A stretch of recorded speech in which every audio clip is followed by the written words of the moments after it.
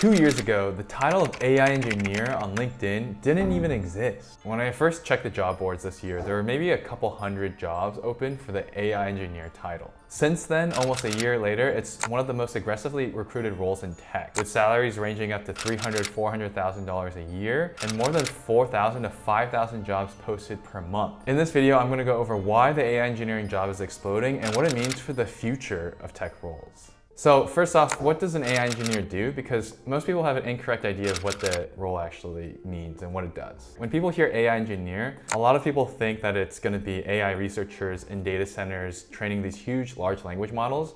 And they're not entirely wrong, but I think nowadays the role of AI engineering has changed. If you've watched one of my previous videos on AI engineering, you'll know that AI engineers mostly actually apply AI large language models to actual business problems. They don't actually build the foundational model. They'll actually use it in an applicational scenario. So for example, an AI engineer at Stripe will basically be using it to detect fraud, or an AI engineer at Shopify will be using it to create product descriptions with AI at mass scale. You can watch my video with my friend Nikhil at Perplexity, but he actually goes into how the AI engineers at his company build out the agentic infrastructure to actually query different systems and return results all in real time. And so it kind of makes sense that the most common reason why AI engineering is exploding right now is because AI is huge. Unless you've been living under the rock, you'll know that AI is the new hottest trend since ChatGPT was released in late 2022.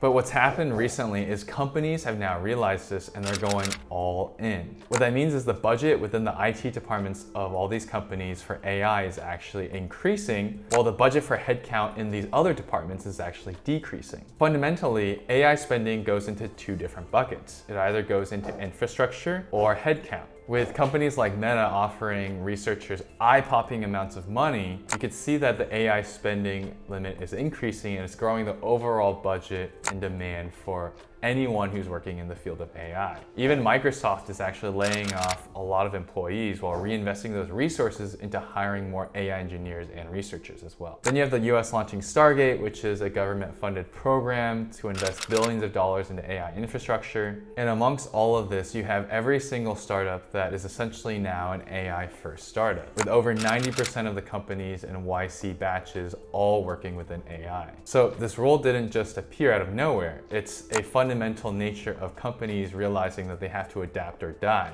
But what turned the AI engineer from a buzzword into a budget line was proof that hires actually drove results. Companies are starting to link AI experiments to measurable business outcomes. Faster code reviews, leaner customer support, automated reporting, and even new revenue streams. All of this is actually creating efficiencies within the companies themselves. And it went from being a speculative kind of AI pie in the sky to actually being on the ground and real. It's easier for me to tell this story by actually showing you the jobs that currently are being hired right now. If you actually look at this graph right here, it shows which companies appear most frequently in public AI engineer job postings. And when you look closer, a pattern kind of emerges. These companies aren't necessarily the biggest AI companies. In fact, I don't even know what Trilogy even does or why Penn State University is here. But if you look at these, Trilogy and PwC, after I did some research, represents firms doing large-scale enterprise deployments. They actually need AI engineers who can implement and maintain AI systems for their end clients. So these are more of the consulting firms.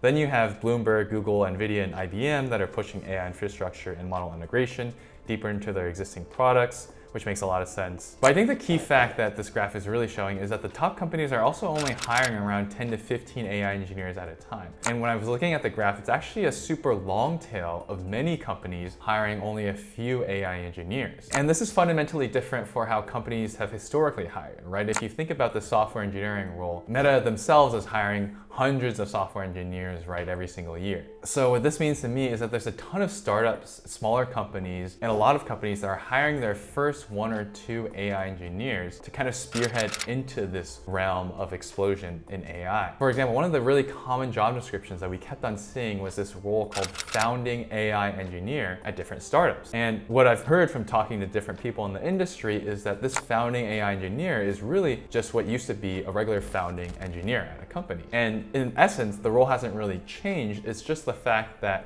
they want their founding engineer now to be a much broader generalist that has these tools and capabilities to use AI and understand how to deploy large language models, because again, all of the startups are working in AI now. So the third thing that I really want to look into is that, are we actually seeing a growth of a new position as an AI engineer, or are we just rebranding software engineers as AI engineers? So to do this, we actually analyzed all the AI engineering job descriptions, classified and extracted the skills, and then tried to plot them on a graph to see what it looked like. And we found that there's actually a combination of two main job descriptions for these AI engineering roles. One is more of a machine learning engineer type of role, right? Someone who's kind of building and deploying these models into production, right? Which is technically what we've called an AI engineer. But then there's this second role that's more so focused around actual LLMs and the state of the art, large language models with multimodal modality and understanding how to use these systems like RAG and fine tuning. And that's like a separate position, and that's what I think is actually called AI engineering. So there's a lot of companies that are actually rebranding their regular machine learning engineering roles as AI engineering roles, because you can see from this graph of skills that PyTorch, TensorFlow, Kubernetes, ML ops, neural networks, all of this kind of comes up a lot. And typically what I would say of the new kind of AI engineering role isn't really typical of having those kinds of skills. You don't really need to know what PyTorch is or TensorFlow actually is, because you're using just these large language models every single time. The other thing that we analyzed was the seniority of the roles. And we saw that 80% of these AI engineering roles are actually senior level roles or higher, which again is a helpful statistic to just know, because a lot of them are probably then software engineers that have a few years of experience or 5 to 6 years of experience that then can transition into these AI engineering roles. But it also supports the thesis that a lot of these are for startups, because startups really need to hire senior engineers, right? They need people that can work right out of the gate and actually be productive. That being said, a quick scan of the listings reveals the answer that most of these AI engineering roles look a lot like traditional software engineering jobs that have just absorbed AI responsibilities. From Dell, they want someone that can design, develop, and deploy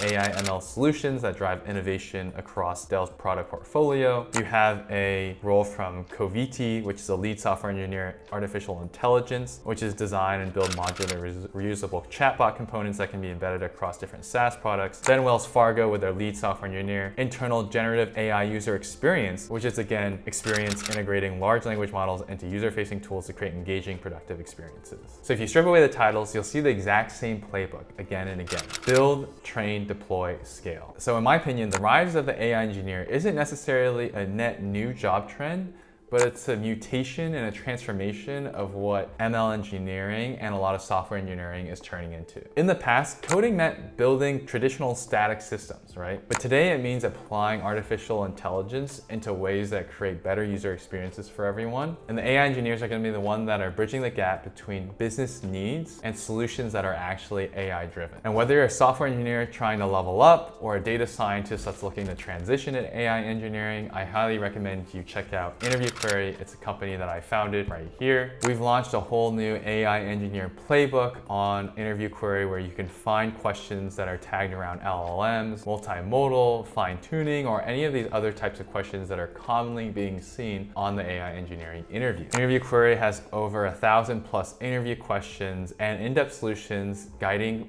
your actual approaches towards these solutions. We've also launched a whole new study plan playbook so that you can go through and find like the top 50 questions that you need to study depending on your position that you're interviewing for. Lastly, we also launched IQ Tutor, which is essentially our AI implementation designed by our in-house AI engineer towards helping you work through your problems while not actually giving you the immediate solution, because it's really important to practice through the skill set for you to actually learn the material for the actual interview at the end of the day. So check it out. Thank you again for watching, and like, comment, subscribe.